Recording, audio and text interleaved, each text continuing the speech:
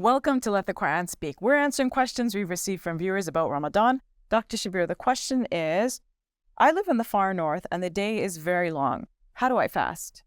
Yeah, so you have two options, basically. If it's too long to be bearable or reasonable, because you live too far in the north, the days are too long, the nights are short, then you can follow, according to Muslim scholars, you can follow the timings in a city that you can somewhat identify with. Maybe you're in your similar time zone, but in the same country, but lower down in terms of latitude. So they have a more reasonable balance between day and night. So you can follow their timings, get their prayer chart, and work with the dawn and sunset time that is on their prayer chart. So that's one option. Another option is that they say you can go with the timings of either Mecca or Medina, which is where the legislation first was instituted.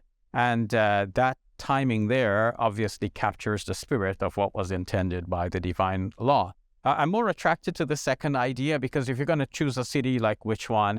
And then if you're going to choose between Mecca and Medina, Medina seems to be the obvious choice because that is where the fasting was given as the regulation for the first time. But either one of those will do. On the idea that Mecca is Qura, the mother of the cities, that has a certain attractiveness about it as well. Because if you follow that timing, then you might think of Mecca being the original timing in a way, conceptually.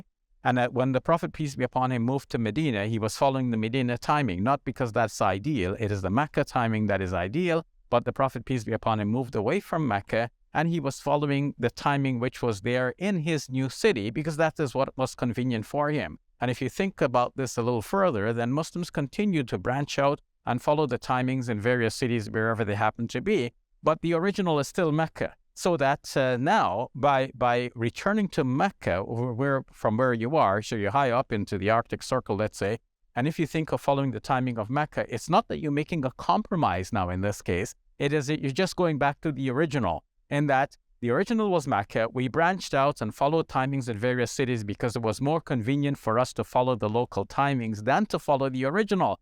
But now, when push comes to shove, we can go back to the original, and going back to the original is not a compromise. It's just simply returning to the basics. And there's a certain power of feeling that comes with that, a sense of authenticity and originality and being faithful to the commands of God. So I would say just follow the timing of Mecca, and that will suffice. May God bless you this Ramadan and forever. Great. Thank you for that, Dr. Shabir. You're welcome. The most effective and far-reaching dawah we can do these days is on social media. That's why we're developing the Muslim Media Hub. We're harnessing the power of media to spread the message of Islam. Please support this project at QuranSpeaks.com and share in the reward from God.